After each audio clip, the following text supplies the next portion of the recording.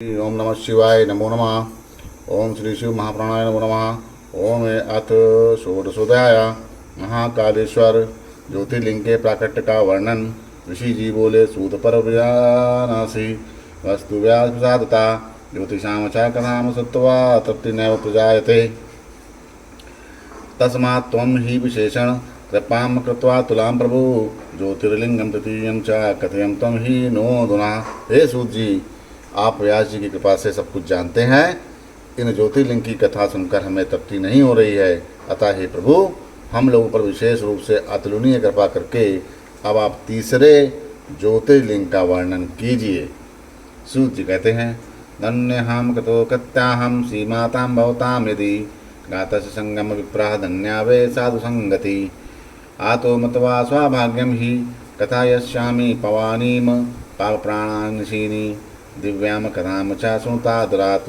हे ब्राह्मणों, आप श्रीमानों की संगति पाकर मैं धन्य एवं कृतकृत हो गया, क्योंकि सज्जनों की संगति धन्य होती है। अतः मैं इसे अपना सौभाग्य मानकर पवित्र पाप का नाश करने वालों तथा दिव्य कथा को कहूँगा। आप लोग आदरपूर्वक सुनिए। अवंती नगरी रम्या मुक्तिदा सर्वदेहिनाम शिवप्रिया महापुण्या वर्तते लोक पावनी। शिव जी को प्रिय परम पूर्णमयी संसार को पवित्र करने वाली तथा समस्त प्राणियों को मुक्ति देने वाली मनोहर अवंती नामक एक प्रसिद्ध नगरी है। तत्रासीद ब्रह्मा श्रेष्ठ शुभ कर्म परायणा वेदाध्यान कर्ता च वेद कर्मरत सदा आगन्यादान समुक्ता शिव पूजतः सदा पार्थिवीयां प्रत्याहं मूर्ति पूजयामास वै दुजा। वहाँ पर शुभ आचरण में तत्पर वेद ध्यान करने वाले और नित्य वैदिक अनुष्ठान में निरत एक श्रेष्ठ ब्राह्मण रहते थे। वे ब्राह्मण नित्य अग्निहोत्र करते और शिव पूजा में संलग्न रहते थे।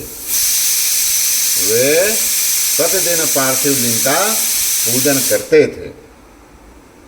सर्वकम फलम प्राप्य द्विजो वेद प्रिया सदा साताम गतिम समालेभे सम ज्ञानपरायणा तत्पुत्रा स्तादशांच संसशत्तावरो निषत्तमः शिव पूजरता नित्यम पित्रोरनवमा सदा देवप्रियश्च तजेयत्था प्रियमेदराजस्तः परम ततीय सुकृतो नाम धर्मवाही चा सुव्रता।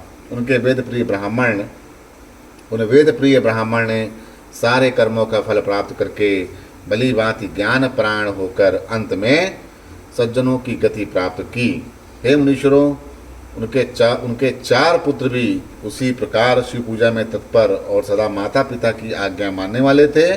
उनमें सबसे बड़ा देवप्रिय, उसके बाद प्रिया मेधा, तीसरा है सुकृत नाम वाला और चौथा धर्मनिष्ठ सुव्रत था। तेषाम पुण्यप्रतापाच्च पृथिव्याम सुखमयदत शुक्लपक्षे यथा चंद्रो वर्धते च निरन्तरं तथा तेषाम गुणस्तत्र वर्धन्ते स्म सुखावा ब्रह्मा तेजमयोसा वै नगरी चाभवत्तदा। उनके पुण्य प्रताप से पृथ्वी पर सुख बढ़ रहा था। जैसे शुक्ल पक्ष में चंद्रमा बढ़ता है, उसी प्रकार उनके सुखदायक गुण भी वहाँ निरंतर बढ़ रहे थे। उस समय वह नगरी ब्रह्मा तेज से संपन्न हो गई। एतस्मिन् त्रेहि तत्र यज्जातं व्रतमुत्तमं श्रूयताम तद द्विजश्रेष्ठा कथयामि यथा सुतम। हे श्रेष्ठ जो, इसी बीच वहाँ जो उत्तम घटना घटी उसे सुनिए। जैसा कि मैंने सुना है वैसा कह रहा हूँ। पर्वते रत्नामले च दूषणाख्यो महासुरा बलवान्दये राजयश्च धर्मदेशी निरन्तरं ब्रह्माणो वरदानाच्च जगतच्छुकचकारः देवा पराजितास्तेन स्त्रानातिसरितातिस्तथा। रत्नमाला पर्वत पर दूषण नाम का एक महान असुर रहता था। धर्म से द्वेष करने वाला महाबलवान दैत्यराज ब्रह्मा जी के वरदान से जगत को तुच्छ समझता था।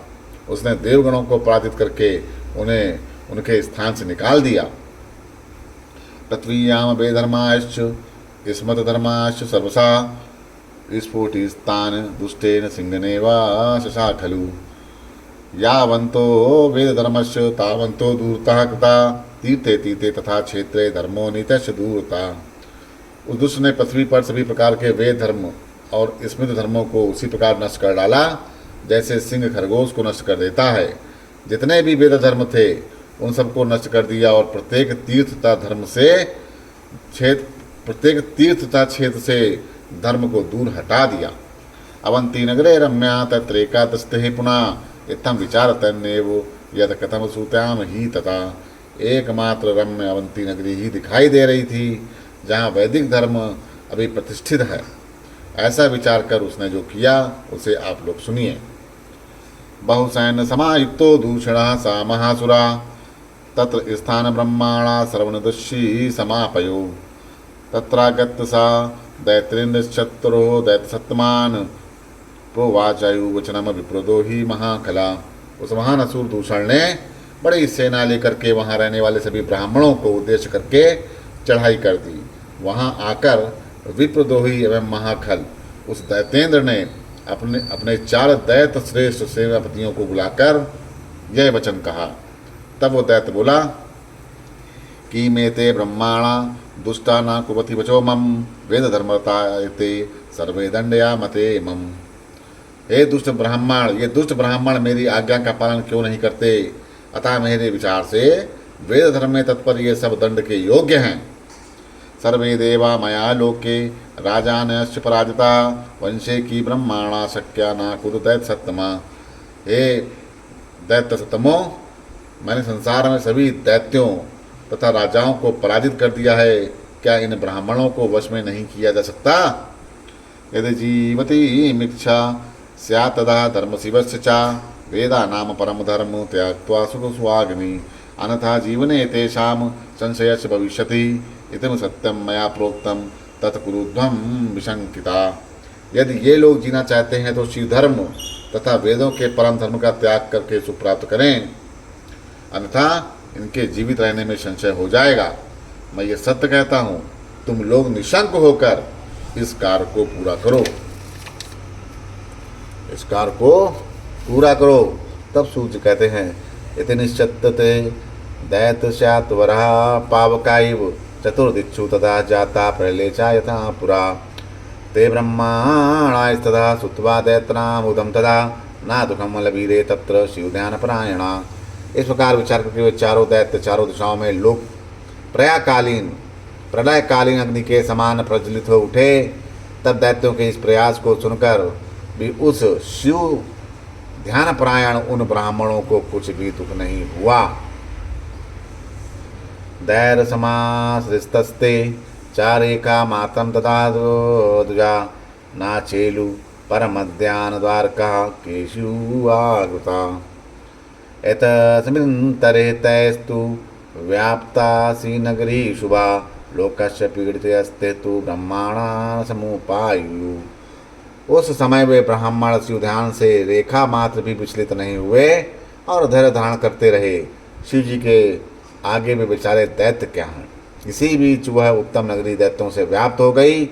तब उन दैत्यों से पीड़ित सभी लोग ब्राह्मणों के पास आए और लोग कहते हैं स्वामिनः किंचा कर्तव्यम दुष्टा यश समापुगता हिंसिता बहवो लोका आगता यश समीपता। हे स्वामियों, अब क्या करना चाहिए? ये दुष्ट आ गए, इन्होंने बहुत से लोगों को मार डाला है, इसीलिए हम लोग आपके पास आए हुए हैं। तब सूर्य जी कहते हैं तेषामिति वचा सुत्वा वेद प्रिया सुदाशते समूच ब्रह्माणास्तवे विश्वासता संकरे सदा।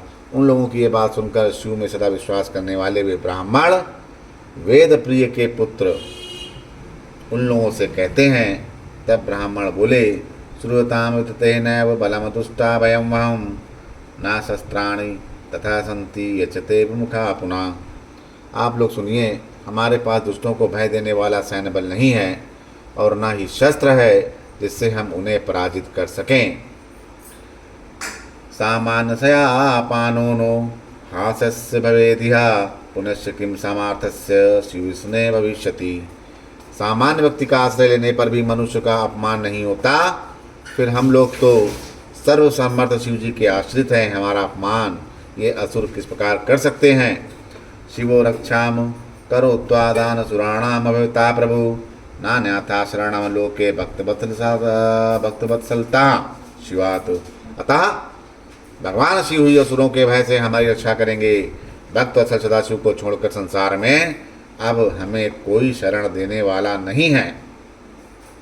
सूत जी कहते हैं इधर समास्ताया शर्म चा पार्थिवश्च चा कत्वा ते चादुजा सम्यक स्थित ध्यान परायण दष्टा दैत्येन तावच्यते विप्रा सबलेन ही दूषणेन वचा प्रोक्तम हानयन्तावादितामिति तचुत्तम तैस्तदा नैव दैत्यप्रोक्तम वचोदजे वेद प्रिय सुते शंभो ध्यान मार्ग परायणे।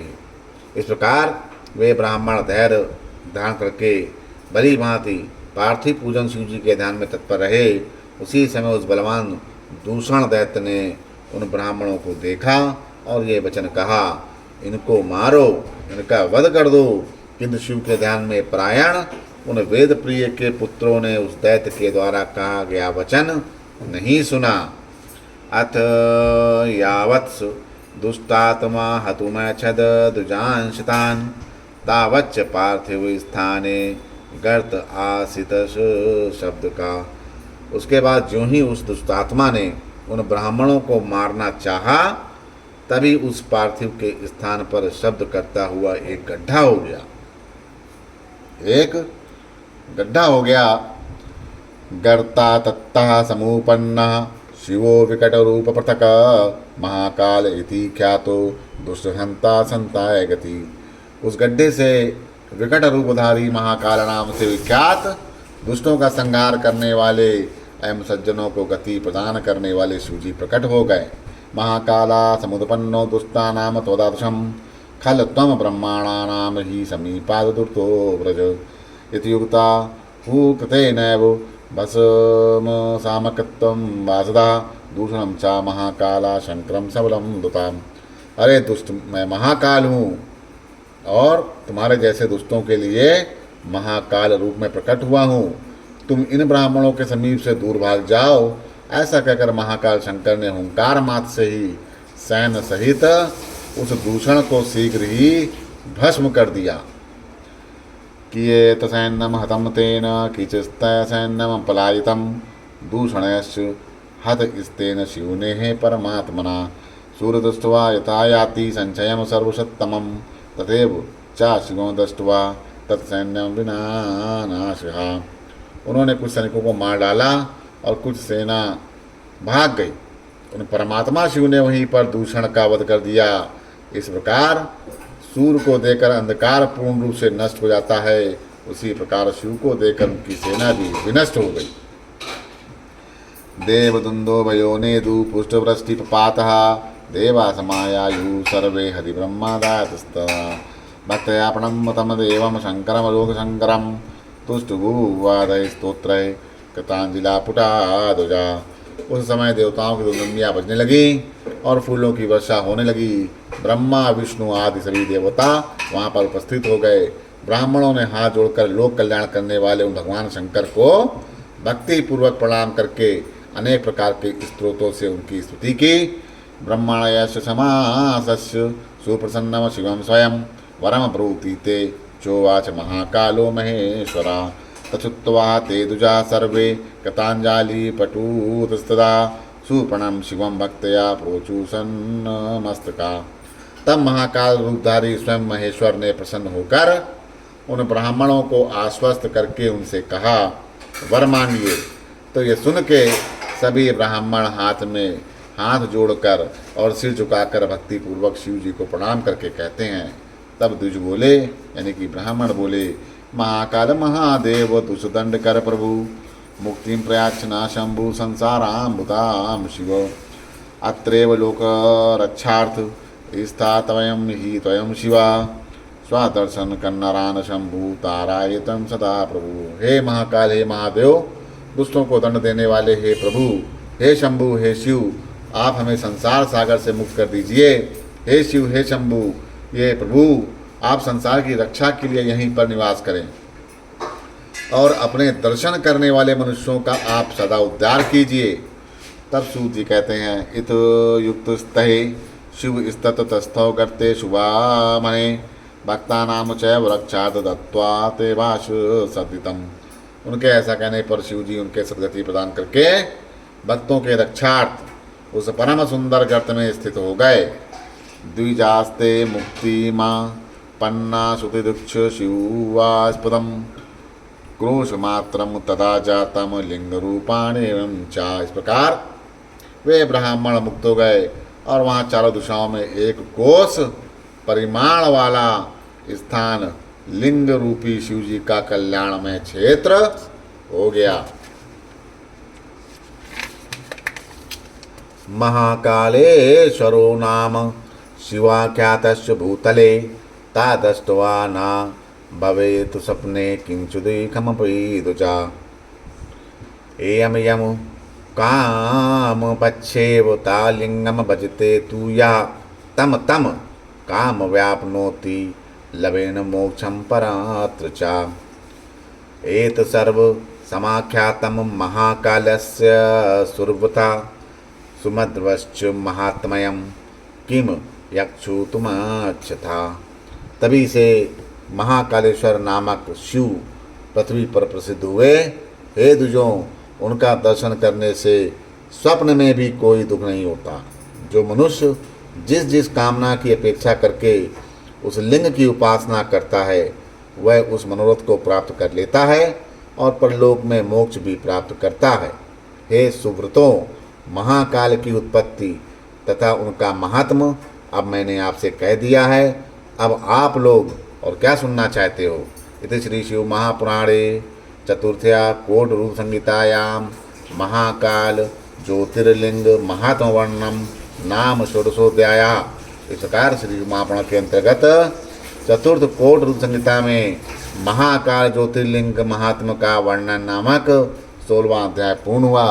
बोलो श्री शंकर भगवान की जय।